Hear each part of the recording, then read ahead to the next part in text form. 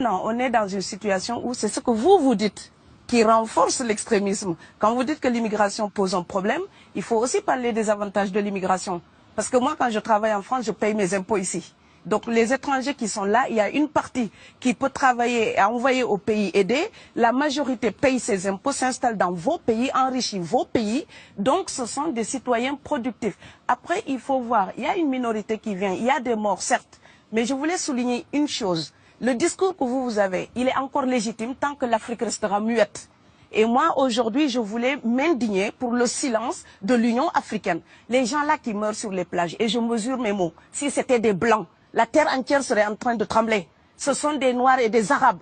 Alors eux, quand ils meurent, ça coûte moins cher.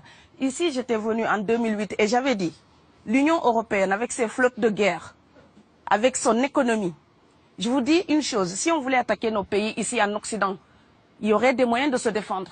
Donc si on voulait sauver les gens dans l'Atlantique, dans la Méditerranée, on le ferait. Parce que les moyens qu'on a mis pour Frontex, on aurait pu les utiliser pour sauver les gens. Mais on attend qu'ils meurent d'abord. C'est à croire que le laisser mourir est même un outil dissuasif. Et je vais vous dire une chose, ça ne dissuade personne. Parce que quelqu'un qui part et qui envisage l'éventualité d'un échec, celui-là peut trouver le péril absurde et donc l'éviter. Mais celui qui part pour la survie, qui considère que la vie qu'il a à perdre ne vaut rien, eh bien celui-là, sa force est inouïe, parce qu'il n'a pas peur de la mort. C'est exactement pourquoi il faut fermer des frontières complètement. Il faut sauver l'Afrique et sauver l'Europe. Vous ne pourrez pas rester comme vous ne resterez pas comme des poissons rouges dans la forteresse européenne. La crise actuelle nous a démontré ça. Au jour d'aujourd'hui, l'Europe ne sera plus jamais épargnée tant qu'il y aura des conflits ailleurs dans le monde.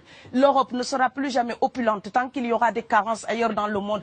On est dans une société de la mondialisation où un Indien gagne sa vie à Dakar, un Dakarois gagne sa vie à New York, un Gabonais gagne sa vie à Paris. Que ça vous plaise ou non, c'est irréversible. Alors trouvons une solution collective ou bien déménager d'Europe parce que j'ai l'intention de rester.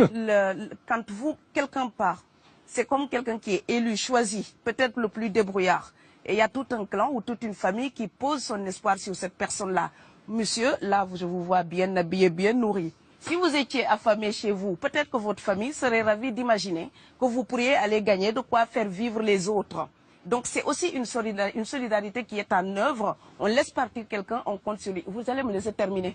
Et Schengen, entre guillemets Schengen, ça me permet d'être invité aux Pays-Bas, monsieur, donner des conférences dans vos universités. Quand ils trouvent que mon cerveau est convenable, là, ils l'utilisent. Par contre, ils sont embêtés à l'idée d'avoir mon frère, qui n'est pas aussi diplômé que moi et qui pourrait avoir peut-être envie de travailler dans le bâtiment. Donc, vos pays deviennent schizophrènes. On ne peut pas trier les gens comme ça avec les étrangers utiles et les étrangers néfastes. Et la deuxième chose que je veux dire aussi, c'est que les Européens, là, on voit des Africains qui viennent, d'accord? Ce mouvement, ce déplacement de population, on le voit. Mais on ne voit pas le mouvement des Européens allant vers les autres pays. Alors celui-là, c'est le mouvement des puissants, ceux qui ont l'argent, ceux qui ont le bon passeport. Donc vous allez au Sénégal, vous allez au Mali, vous allez dans n'importe quel pays du monde, au Canada, aux États-Unis, partout où je vais, et je voyage tout le temps, je croise des Français, des Allemands, des Hollandais. Je les rencontre partout sur cette planète parce qu'ils ont le bon passeport. Donc, comme avec l'exotisme, l'Europe s'était arrogé le précepte unique, unilatéral, de l'exotisme. Les autres sont exotiques. Alors que pour quelqu'un de mon village, il n'y a rien de plus exotique que quelqu'un d'Amsterdam.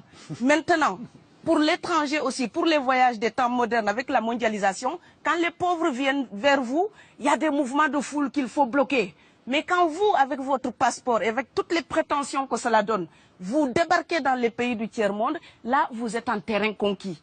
Donc, on voit les pauvres qui se déplacent, on ne voit pas les riches qui investissent dans nos pays. L'Afrique se développe en taux entre 5 et 10%. Ce n'est plus de la progression, c'est de la surchauffe.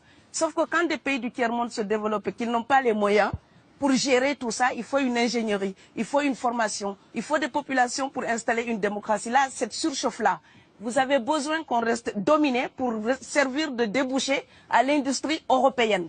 Alors il faut arrêter l'hypocrisie. On sera riches ensemble ou on va se noyer tous ensemble. Et je pense que l'Afrique et l'Europe, par exemple, sont là comme des enfants qui se regardent à travers un miroir déformant.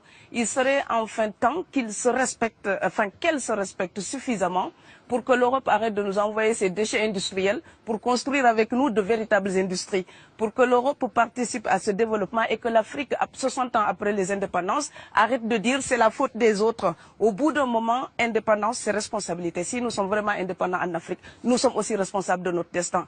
Et ça ne se fera pas sans les Européens et l'Europe ne s'en sortira pas sans l'Afrique parce que sinon nous serons un boulet que vous traînerez. Donc ce monde-là est lié et je pense que l'entente, je rêve d'une entente, d'une fraternité. Oui, je sais, ça fait bisounours. Mais il me faut garder cette utopie-là pour garder le courage d'écrire toutes les nuits. Parce que j'ai fait le vent de l'Atlantique il y a bientôt 12 ans.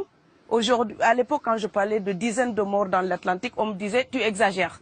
Maintenant qu'on les ramasse par milliers, je suis absolument triste de devoir réaliser tout simplement qu'en tant qu'auteur, je ne fais que répondre à l'injonction de Schiller. La dignité de l'homme est remise entre vos mains, gardez-la.